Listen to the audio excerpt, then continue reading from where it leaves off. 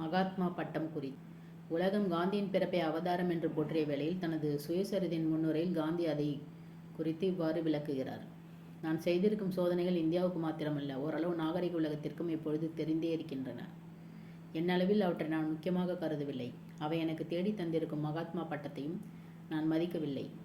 அப்பட்டம் எனக்கு எப்பொழுதும் மனவேதனையை தந்திருக்கிறது. அப்பட்டத்தினால் நான் எந்த சமயத்திலும் ஒரு கண நேரமாவது பரவசம் அடைந்ததாக எனக்கு நினைவில்லை என்று கருத்து தெரிவித்துள்ளார். சத்திய சோதனை குறித்து நான் விரும்புவதும் இந்த 30 ஆண்டுகளாக நான் பாடுபட்டு வந்திருப்பதும் ஏங்கியதும் என்னை நானே அறிய வேண்டும் என்பதற்கும், கடவுளை நேருக்கு நேராக காண வேண்டும் என்பதற்கும், மோட்சத்தை அடைய வேண்டும் என்பதற்குமே. இந்த லட்சியத்தை அடைய வேண்டும் என்பதற்காகவே நான் வாழ்கிறேன். ஆனால் ஒருவருக்கு சாத்தியமாவது எல்லோருக்குமே சாத்தியமாகும் என்பதை நெடுகிலும் நம்பி வந்திருக்கிறேன். ஆகையால் என்னுடைய சோதனைகளை ஒளிவு மறைவாக செய்யாமல் பகிரங்கமாகவே செய்து வந்திருக்கிறேன்.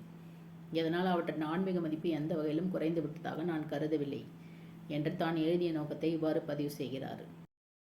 மேலும் ஒரு விஞ்ஞானி தம் ஆராய்ச்சிகளை எவ்வளவோ கணக்காகவும் முன் யோசனையின் பேரிலும் நுட்பமாகவும் நடத்துகிறார். ஆனால் அதன் பலனாக தாம் கண்ட முடிவுகள் என்று அவர் கொள்ளுவதில்லை. அத்தகைய விஞ்ஞானியின் நிலைதான் என் நிலை. என்னை நானே ஆழ்ந்து சோதித்து வந்திருக்கிறேன் என்றும் குறிப்பிட்டு காட்டுகிறார். நான் எழுதப் போகும் இந்த அத்தியாயங்களுக்கு நான் செய்த சத்திய சோதனையின் கதை என்று தலைப்பு கொடுத்திருக்கிறேன். அகிம்சை, பிரம்மச்சரியம் முதலிய ஒழுக்க நெறிகளை பற்றிய சோதனைகளும் இவற்றில் அடங்கியிருக்கும் என்று வரையறுத்து காட்டுகிறேன். காந்தியின் சத்திய ஈடுபாடு. கடவுள் என்றால் சத்தியம் மாத்திரமே என கருதி நான் வழிபடுகிறேன். அவருடைய தரிசனம் எனக்கு இன்னும் கிட்டவில்லை. ஆயினும் அவரை தேடிக்கொண்டே இருக்கிறேன்.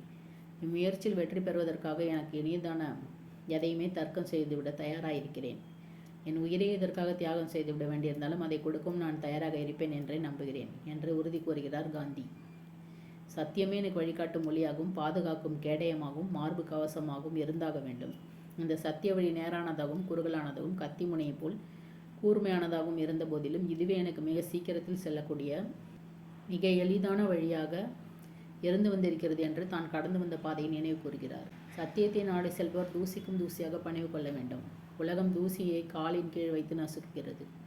ஆனால் சத்தியத்தை நாடுகிறவரோ அத்தூசியும் தம்மை நசுக்கும் அளவுக்கு தம்மை பணிவுள்ளவராக்கிக் கொள்ள வேண்டும் என்று குறிப்பிடும் காந்தியின் பணிவுடைமை குறித்த கருத்து திருவள்ளுவரின் பணியுமாம் என்றும் பெருமை சிறுமை அணியுமாம் தன்னை வியந்து அடக்கம் அமருள் உய்க்கும் அடங்காமை ஆறிருள் உய்த்துவிடும் நிலையின் தெரியாத அடங்கியான் தோற்றம் மலையினும் மானப்பெரிது என்னும் குரட்பாக்களோடு பொருந்தி செல்வதை காண முடிகிறது.